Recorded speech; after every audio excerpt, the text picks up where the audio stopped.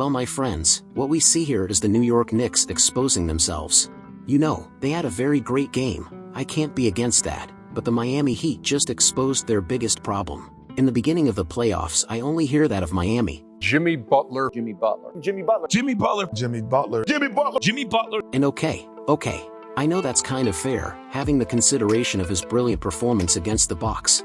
You don't just drop over 40 points in 2 games in a row and people don't talk. And also, of course, having clutch time to guarantee that game would finish the Bucks. I understand that playoffs Jimmy is on the road, but people most of the time are forgetting a few things.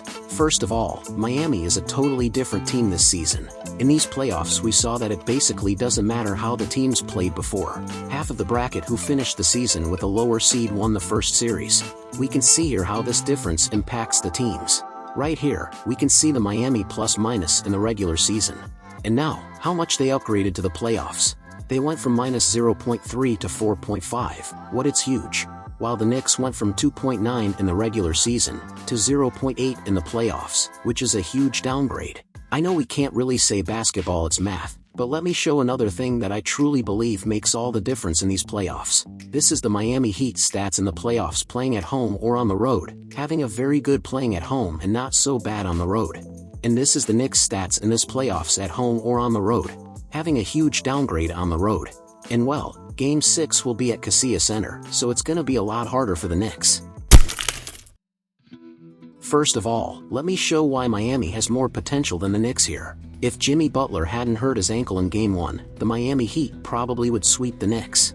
Even without him, Miami showed that they really can be a great team, but with him, even better. Playoff Jimmy was hyped up, and maybe will turn up again. But let's talk about the Heat as a whole. Bam Adebayo has been one of the best players in these playoffs. Of course, in the first series it was hard to hear someone talk about a Miami player who wasn't Jimmy Butler, but what we can see is Bam basically alone made Giannis Antetokounmpo's life miserable, having a lot of forced plays and poor choices of shots.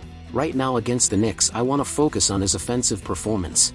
In the last 3 games Bam had a field goal over 50% shooting at least 10 attempts. That's huge for a playoff game or even someone who is an average shooter.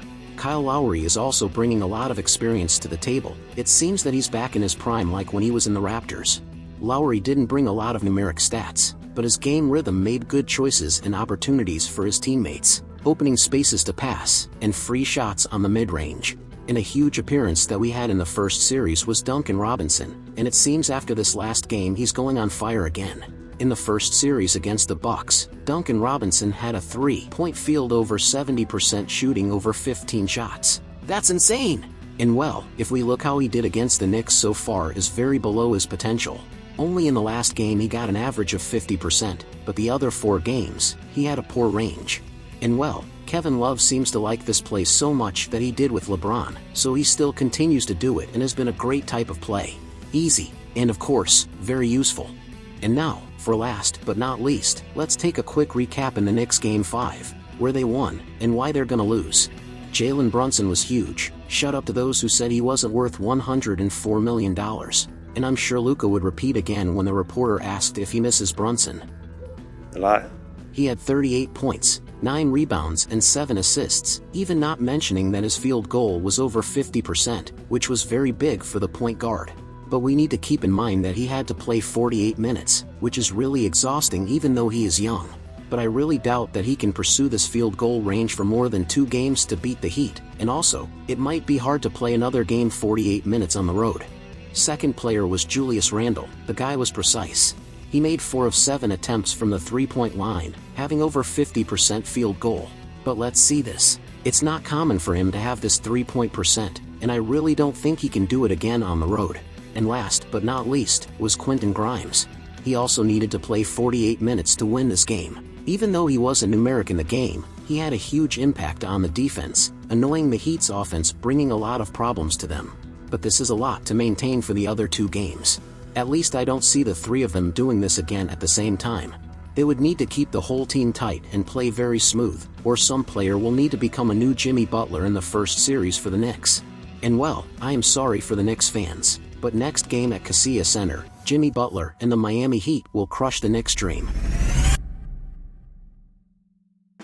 If you like this video, please subscribe, help me to reach the goal of 1,000 subscribers. I am a very small channel and want to bring more content for you, so please, subscribe. Thank you. And I see you in the next video.